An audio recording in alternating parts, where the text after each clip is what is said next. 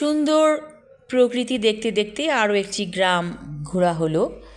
এই যে গাছের উপরে অর্থাৎ পাতার উপরে স্বর্ণলতা সুন্দরভাবে বিছিয়ে আছে। স্বর্ণলতা একটা পরগাছা, সে অন্য গাছের উপর জড়িয়ে বেঁচে থাকে। খুব সুন্দর এই স্বর্ণলতার ডগাগুলো। এই স্বর্ণলতা যারা জন্ডিস রোগী তারা এগুলোকে ভেজে খায় এবং জন্ডিসের জন্য অনেক উপকারী।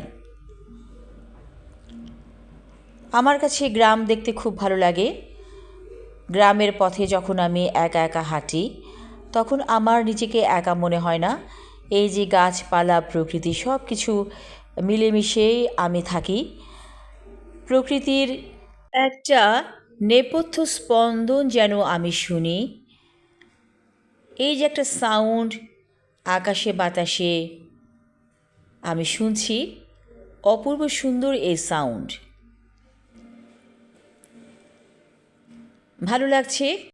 সব কিছু মিলিয়ে এই যে দূরে একটা বিরাট বড় ঝিল, এখানে মাছের চাষ করা হয়েছে সম্ভবত। গাছপালা দুপাশে, এই যে একটা বাঁশের মাচা, এখানে মানুষ বসে বিশ্রাম করে অথবা মাছগুলোকে হয়তো পাহারা দেয় রাত্রের বেলা।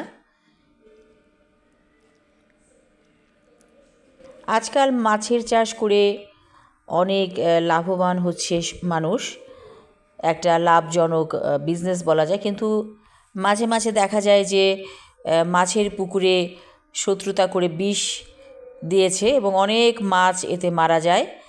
তো এ কেমন শত্রুতা? এটা হচ্ছে জঘন্যতম পাপাচার, যে একটা মানুষের রিজিককে ধ্বংস করে দেয়া। এই মাছ চাষ করে হয়তো সে টাকা ইনকাম করত, তার ইনকামের পথটাকে বন্ধ করে দেয় মানুষ শত্রুতা করে। মানুষের এই যে শত্রুতা, এটা কবে থামবে? আসলে পৃথিবীর প্রত্যেকটা মানুষ যদি ভালো হতো তাহলে আর দুষ্ট মানুষগুলো বিষ ফোঁড়ার মতো যন্ত্রণা দিত না। এই যে দুষ্ট মানুষ, এরা কিন্তু এক ধরনের বিষ ফোঁড়া। শরীরে যদি একটা বিষ ফোঁড়া হয় তাহলে সারা শরীরটা ব্যথায় টনটন করে। তো এই খারাপ মানুষ হচ্ছে বিষ ফোঁড়ার মতো। তো আমরা আশা করব এই মানুষগুলোর ভালোর জন্য শত্রুকেও মাফ করে দিতে হয়, শত্রুকেও ক্ষমা করতে হয়। আপনি যতক্ষণ পর্যন্ত ক্ষমা না করবেন ততক্ষণ পর্যন্ত আপনি নিজেই জ্বলবেন।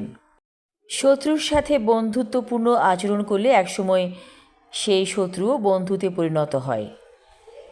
তবে মানুষের এমন কিছু শত্রু আছে যারা জীবনটাকে ধ্বংস করে দেয়, তাদেরকে কিন্তু ক্ষমা করা যায় না এবং ক্ষমার অযোগ্য তারা। যাই হোক, অনেক কথা বললাম, ভালো লাগলো আজকের বিকেলটা। সবাই ভালো থাকুন, ধন্যবাদ।